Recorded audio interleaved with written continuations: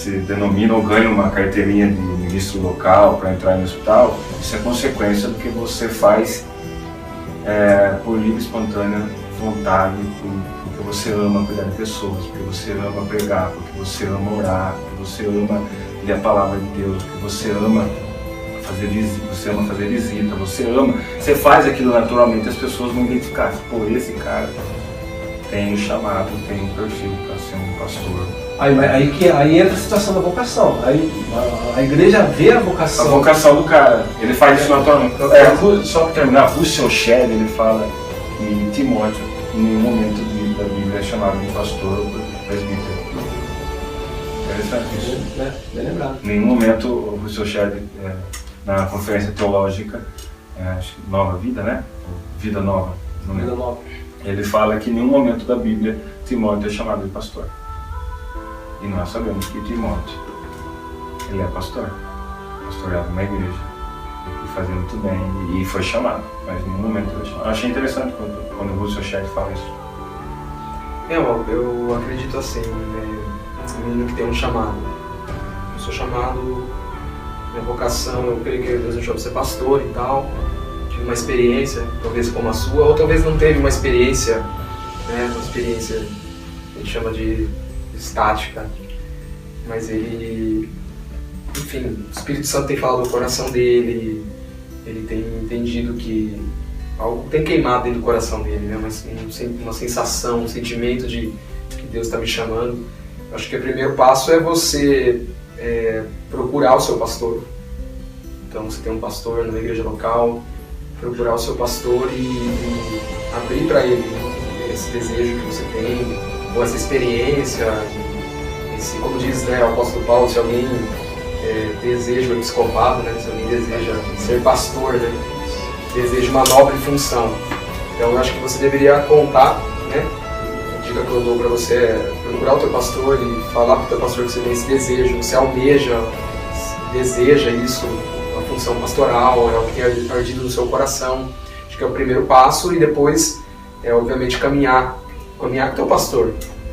Eu acredito que você deve ter líderes da sua igreja, você pode caminhar com essas pessoas e, como disse o Lucas, né, precisa fazer isso, você precisa desenvolver um trabalho, é uma função. É uma você atividade. Precisa agir como um pastor, né? Sim. Esses dias o menino me procurou e tal, falou do nosso suposto chamado dele. Eu falei, então, cara, haja como um pastor hoje. Comece a agir como um pastor. O que você mudaria se você agisse como um pastor? E ele já fez assim, né? Ficou pensando. Então, porque pastor não se torna pastor, eu concordo com o Lucas. Eu me tornei pastor porque passei por um processo de concílio lá, sei lá qual é a sua denominação, né? Eu sou batista, eu passo por concílio examinatório e depois tem um culto de ordenação que eu acho muito importante porque é bíblico, né? Consagração, ordenação, mas enfim. Aí depois o cara se levanta dali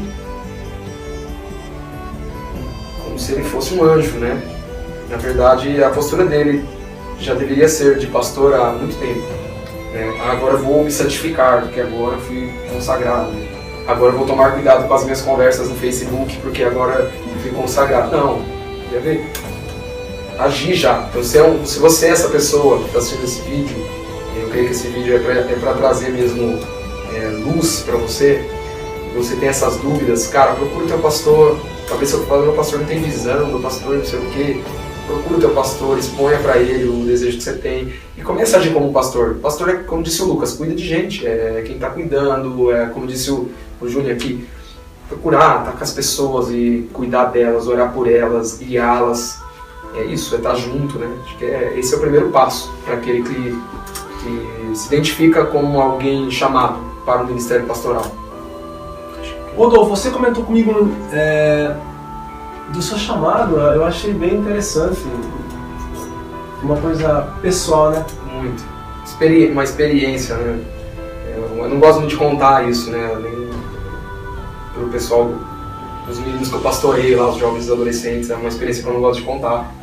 Porque eu sei que jovem é assim, né? Você conta uma experiência e ele pega essa experiência sua e faz disso um paradigma, um modelo, um padrão.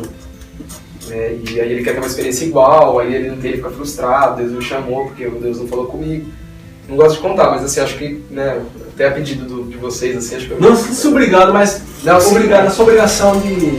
Eu tive uma experiência muito sobrenatural, assim, no meu chamado. E logo de início da minha conversão, né, vim no Lar Batista, criado na Igreja Batista e tal. Na minha conversão mesmo, né, tive um momento de que eu acabei me desviando, uns 15 anos ali, 16 anos. Mas eu tive um encontro com Jesus no acampamento e tal, com 16 para 17 anos, e alguns meses depois da minha conversão ia acontecer um acampamento.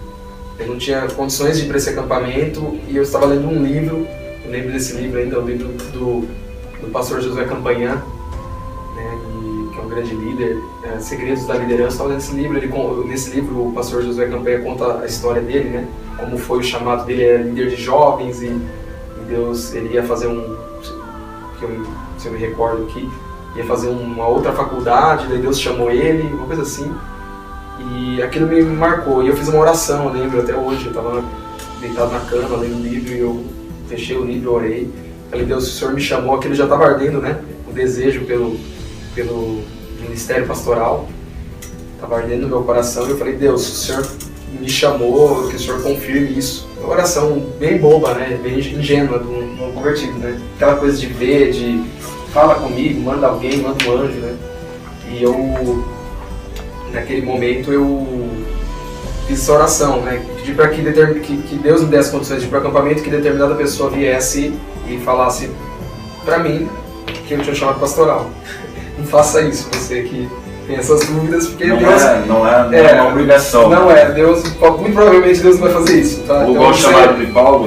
Muito provavelmente Deus vai fazer isso. Foi assim comigo, eu nem gosto de contar, mas foi assim comigo. Aí eu fui para esse, moral da história, me pagaram esse acampamento para mim, eu não ia ir, aí Deus já me confirmando. Chegou no acampamento, teve um dia em que houve assim, um derramar mesmo assim da presença de Deus, um período de louvor, e a pessoa a qual havia me falado para Deus, né, Deus, que essa pessoa vinha e fala, se dirigiu a mim, ela não sabia nada da minha vida, era impossível ela saber da minha oração, e ela disse, olha, Deus tem chamado pastoral para você, escolheu você, aquilo foi uma confirmação. Não baseei meu chamado nessa experiência, porque logo após essa experiência de vontade entrei em dúvida, aconteceu crise, adolescente, tentações, entrei em dúvida, acho que não fui chamado, aí Deus foi confirmando o chamado. É óbvio que essa experiência foi uma experiência muito importante, né? Foi uma profecia proferida a meu respeito, né, como diz Paulo Timóteo. Mas outras coisas foram confirmando esse chamado. Eu creio que foi num processo, até o tempo de seminário eu tive dúvidas. A respeito, teve uma fase da minha vida, acho que no segundo ano de seminário, que eu tive dúvidas de que, será que Deus me chamou mesmo para ser pastor? Eu acho que não. E eu comecei a meio que pirar, e fazia parte desse processo até que, né, e, enfim, acho que até hoje tô brincando. Mas é isso que acontece, foi minha experiência, mas não faça isso, tá? Eu conheço um missionário que tem uma experiência, um missionário conhecido, não vou falar o nome dele porque não tinha permissão. Eu conheci muita gente de Piracicaba. Ele disse que o chamado dele parece algo assim muito ridículo, mas é um cara muito sério, um cara de Deus, né? Muito sério mesmo, tá 15 anos aí, quase 20 anos de missões. Ele disse que o chamado dele, contando em off para mim, o chamado dele, aconteceu uma situação na vida dele, ele viu 4 baratas mesmo. E ali Deus, enfim, ele contou lá que Deus confirmou ali. Deus usou as suas últimas. Deus usou as baratas para confirmar o chamado do cara que está fazendo um rebuliço em São Paulo, né? Fazendo algo muito maravilhoso lá. Então, estou dizendo que Deus tem a forma de agir, né? Talvez um sonho, né? Um cara estava de paletó lá, o outro uma barata, o outro, enfim. Deus respondeu uma oração minha. Mas cada caso é um caso, Deus, eu acho que Deus, quem é chamado, Deus vai confirmar, de um jeito ou de outro, né? Não tem que virar um único meio ou só isso que Deus para chamar uma pessoa, né? Mas uma vez, eu acho que isso aí, Rodolfo, essas coisas sobrenaturais que acontecem com muitas pessoas, aconteceu comigo também 2 vezes, elas não são tão fundamentais para você resistir a crises. Sim, exatamente. E a hora que vem, né, uma crise, você começa a pensar que você não foi chamado, a última coisa que você vai pensar ou se pensar é justamente essas coisas sobrenaturais. Eu acho que o chamado tem que se confirmar cada dia naquilo que você gosta mesmo de fazer. Enfim, vamos... E até posso até tem um livro, eu esqueço o autor, pra cá, dando velho, mas assim, tem um livro até muito interessante para indicar, né? Eu esqueci o autor do livro, né? É um cara bem conhecido, mas o livro Vento Renovado, Fogo Renovado, que é o autor, o pastor do tabernáculo. Simbala, né? Jim Simbala, ótimo. Jim Simbala, que é o pastor da igreja Tabernáculo do Brooklyn, vai salve de palmas aqui pro público, me lembrou. Né? Então esse livro é um livro até muito interessante, onde fala de oração, conta a história dessa grande igreja, né? Do Tabernáculo do Brooklyn, que é uma mega igreja nos Estados Unidos, e quando começou essa igreja, o Jim Simbala não tinha preparo teológico, ele era um engenheiro, e meio que ele foi empurrado para a posição lá, para a função, ele foi meio que empurrado, ele caiu lá, meio que... E ele começou, o desejo de coração, começou a cuidar daquelas pessoas, e moral da história, ele é um verdadeiro pastor, né? Ele não teve um chamado como o meu, que Deus mandou alguém falar, ou como... Um galho de fogo... ouviu umas baratinhas, né? Enfim, Deus... Foi uma coisa que foi acontecendo na necessidade. Havia uma necessidade naquele corpo local. Ele, enfim, topou o desafio, começou a servir com amor. Enfim, é um pastor do Tabernáculo do Brooklyn, né? O cara que começou aquela igreja, que hoje é uma mega igreja, e está até hoje pregando.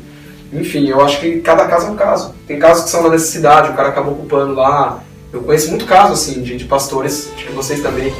Pastores que às vezes o cara, ele era um irmão lá e a igreja ficou sem pastor e de repente ele começou, né, ele tinha autoridade e influência dentro daquele pequeno grupo, ele começou ali pela necessidade de cuidar daquele povo e de repente descobriu uma grande vocação pastoral e era aquilo que Deus havia chamado ele para fazer. E no caminho nesse caminho, cara, dá para descobrir, né, Lucas? Nesse caminhar, dá para se entender, dá para se descobrir esse chamado? Eu creio que sim.